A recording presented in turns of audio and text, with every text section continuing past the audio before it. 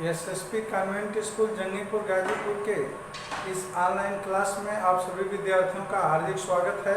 Good morning to everybody. कल हम लोग कक्षा 11 में नरेशन के अंतर्गत टेंस के परिवर्तन को समाप्त किए। आज हम लोग प्रोनाउन का परिवर्तन पढ़ेंगे। देखिए, इसमें जो परिवर्तन होता है वह पर्सनल प्रोनाउन का जो परिवर्तन होता है। आप ध्यान रखेंगे कि जो नरेशन में जो परिवर्तन होता है वो किसका होता है? पर्सनल प्रोनाउन का होता है। अब सबसे पहले आपको डायरेक्ट से इनडायरेक्ट बनाते समय जो प्रोनाउन का परिवर्तन है उसको जानने के लिए पर्सनल प्रोनाउन का चार्ट समझना जरूरी है। अगर आपको ये याद रहेगा कि पर्सनल प्रोनाउन में क्या है, उसके कौन कौन से केस है, तो आप जो है उसको आसानी से समझ सकते हैं। जैसे एक नजर आइए, हम जो इस चार्ट पर पर्सनल प्रोनाउन के चार्ट पर डालते हैं। देखिए, सबसे पहले पर्सन, पर्सनल प्रोनाउन के 3 पर्सन होते हैं, first person, second person, third person. तो फर्स्ट पर्सन के अंतर्गत जैसे सब्जेक्ट है, सब्जेक्ट जो है सब्जेक्ट में क्या होता है? आई और वी। फर्स्ट पर्सन प्रोनाउन में जो सब्जेक्ट होता है वो क्या होता है? आई और वी होता है। ऑब्जेक्ट क्या होता है? मी और अस होता है। पोसेसिव में एडजेक्टिव और प्रोनाउन दोनों होता है। तो एडजेक्टिव क्या होता है? माई और आवर होता है। प्रोनाउन में क्या होता है? माइन होता है, आवर्स होता है। और सेल्फ फॉर्म में जो है माई सेल्फ होता है, आवर सेल्फ होता है।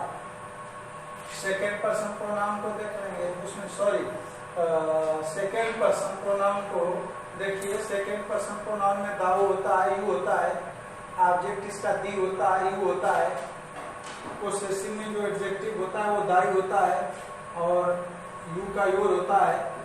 प्रोनाउन में जो है दाइन होता है और यू का जो है योर होता है। सेल्फ फॉर्म में दाई सेल्फ होता है, योर सेल्फ होता है। उसी तरह थर्ड पर्सन को देखेंगे। थर्ड पर्सन में सिंगुलर नंबर में ही सी इट आता है और प्लूरल नंबर के लिए दे का प्रयोग होता है। इसका ऑब्जेक्ट होता है, ही का ऑब्जेक्ट हिम होता है, सी का ऑब्जेक्ट हर होता है, इट का ऑब्जेक्ट इट होता है और दे का ऑब्जेक्ट देम होता है। अब यहाँ थोड़ा सा ध्यान रखेंगे कि सेकेंड पर्सन प्रोनाउन में यू का ऑब्जेक्ट यू है। थर्ड पर्सन प्रोनाउन में इट का ऑब्जेक्ट इट है। तो आप ध्यान देंगे, जैसे एक समस्या आती है कि आप कैसे जानेंगे कि यू सब्जेक्ट है कि ऑब्जेक्ट है। तो इसको जानने के लिए जो सबसे आसान तरीका है, विधि है, वह यह है कि अगर यू और इट का प्रयोग वर्ब से पहले हुआ है तो जान लीजिए सब्जेक्ट है। अगर वर्ब के बाद हुआ है तो ऑब्जेक्ट है। तो इस तरह से आप जानेंगे। पोसेसिव एडजेक्टिव इसका ही का हिम होता है, सी का हर होता है, इट का जो है इट्स होता है, दे का दियर होता है। फिर प्रोनाउन में जो है ही का जो है नहीं होता है, कहीं कहीं किसी किताबों में हिज दिया है। सी का जो है हर्ष होता है, इट का नहीं होता है, दे का जो है दियर्स होता है। सेल्फ फॉर्म में जो है him self, her self, it self और देम सेल्फ हो जाता है। तो यह जो है ये चार्ट है जिसकी जानकारी आपको आवश्यक है। अगर आप इसको नहीं जानेंगे कि फर्स्ट पर्सन क्या होता है, सब्जेक्ट उसका क्या होता है, ऑब्जेक्ट क्या होता है, एडजेक्टिव क्या होता है, प्रोनाउन क्या होता है, सेल्फ फॉर्म में क्या होता है, तो आप जो है डायरेक्ट से इनडायरेक्ट परिवर्तन करते समय भूल भी सकते हैं और आपको कठिनाई भी हो सकती है, समझ में भी नहीं आ सकता है। तो इसके लिए सबसे जो है आसान यही है कि आप इसको वीडियो जो है पढ़ जाएं, इसका अध्ययन कर जाएं और इस पर्सनल प्रोनाउन के चार्ट की पूरी जानकारी रखें। अब देखिए, जो इसका परिवर्तन है, इसका जो परिवर्तन है उसको जो है समझने का प्रयास करिएगा। जैसे फर्स्ट पर्सन प्रोनाउन है, फर्स्ट पर्सन प्रोनाउन में ऐसे तो यहाँ जो है देखिए 10 जो है शब्द लिखा गया है, लेकिन मूलतः 6 शब्द अगर डबल इन्वर्टेड कामा के अंदर, जैसे आई है, वी है, मी है, अस है, माई है, अवर है, सामान्यतः यहाँ तक आता है 6 से। तो अगर ये डबल इन्वर्टेड कामा के अंदर कहीं भी ये आया है तो इसका परिवर्तन किसके अनुसार होता है? रिपोर्टिंग वर्ब के सब्जेक्ट के अनुसार। जैसे मैं लिख दूं राम साइड टू सीता।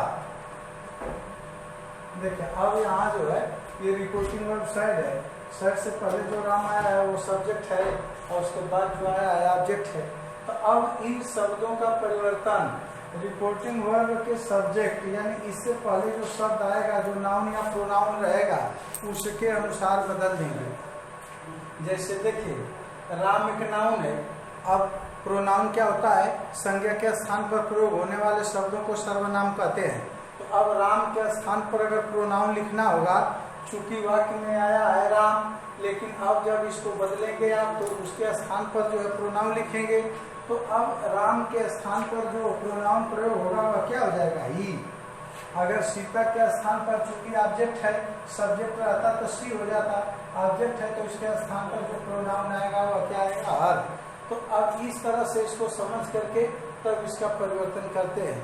तो वही उसका नियम है कि यदि डबल इन्वर्टेड कामा के अंदर रिपोर्टेड स्पीच में आई, we, me, us, my, our आया है तो उसका परिवर्तन रिपोर्टिंग वर्ब के सब्जेक्ट के अनुसार होता है। अब इसका जो नंबर, पर्सन और जेंडर रहेगा उसी को जो है हम वहाँ दैट के बाद डबल इन्वर्टेड कामा के अंदर लिखते हैं। अब उसी तरह से जो दूसरा नियम है, जैसे यू है, यू सब्जेक्ट भी है, ऑब्जेक्ट भी है, योर है। अब देखिए ये जो है दाऊ, दी, दाई, दाइन, दाई से, इसका प्रयोग सामान्यतः पोएट्री में होता है, डायरेक्ट इनडायरेक्ट में इसका प्रयोग न के बराबर है। तो आप मूल रूप से यू को जानिए, यू सेकेंड पर्सन प्रोनाउन है, इसका परिवर्तन जब आप करेंगे तो किसके अनुसार करेंगे, रिपोर्टिंग वर्ब के ऑब्जेक्ट के अनुसार, सीता के अनुसार करेंगे। और मान लीजिए कि यदि ऑब्जेक्ट नहीं दिया है तो आपको क्या करना चाहिए, कोई भी थर्ड पर्सन प्रोनाउन मान करके लिख लेना चाहिए और उसी के अनुसार परिवर्तन कर देना चाहिए। जो है उसको जो है ध्यान देंगे। अब आप ध्यान देंगे, जैसे देखिए अब ये जान गए कि first person pronoun I, we, me, us, my, our आया है तो उसका परिवर्तन किसके अनुसार होगा, रिपोर्टिंग वर्ब के सब्जेक्ट के अनुसार होगा। अगर डबल इन्वर्टेड कामा में योर आया है तो उसका परिवर्तन किसके अनुसार होगा, रिपोर्टिंग वर्ब के ऑब्जेक्ट के अनुसार होगा। अब देखिए ये जो राम शब्द है सिंगुलर नंबर है, मैस्कुलिन जेंडर है, तो अब इसको जब आप बदलेंगे तो राम के लिए तो देखिए अगर डबल इन्वर्टेड कामा के अंदर आई आ गया है, राम के अनुसार बदलेंगे तो ही हो जाएगा, ठीक है। अगर मी आया है, आराम के अनुसार बदलेंगे तो क्या हो जाएगा, हिम हो जाएगा। अगर माई आया है, आराम के अनुसार बदल रहे हैं तो क्या हो जाएगा, हिज हो जाएगा। अब चार्ट पर समझेंगे ऐसा क्यों हुआ है। अब देखिए आई क्या है, सब्जेक्ट है। यहाँ देखिए फर्स्ट पर्सन प्रोनाउन में आई सब्जेक्ट है, राम के अनुसार बदल रहे हैं, राम नाउन है, राम संज्ञा के स्थान पर जो शब्द प्रयोग होगा सर्वनाम कहलाएगा। तो अब राम के स्थान पर जो प्रोनाउन प्रयोग करेंगे वह क्या होगा, ही होगा। तो अब देखिए आई सब्जेक्ट है, अब इसी में नीचे आप देखिए तो थर्ड पर्सन में ही भी जो है सब्जेक्ट है। तो ये नियम है कि सब्जेक्ट के स्थान पर सब्जेक्ट, ऑब्जेक्ट के स्थान पर ऑब्जेक्ट, एडजेक्टिव के स्थान पर एडजेक्टिव, ये उसको लिखना है। ये नहीं है कि आप सब्जेक्ट के स्थान पर ऑब्जेक्ट लिख देंगे, ऑब्जेक्ट के स्थान पर एडजेक्टिव लिख देंगे, नहीं।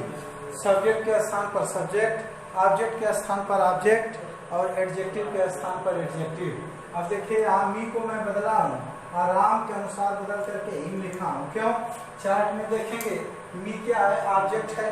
अब जब मी ऑब्जेक्ट है तो अब ही का भी ऑब्जेक्ट लिखेंगे। क्यों, क्योंकि ऑब्जेक्ट के स्थान पर ऑब्जेक्ट होना चाहिए, सब्जेक्ट के स्थान पर सब्जेक्ट होना चाहिए। तो देखिए मी ऑब्जेक्ट है तो ही का जो है ऑब्जेक्ट ही वहाँ लिखा जाएगा।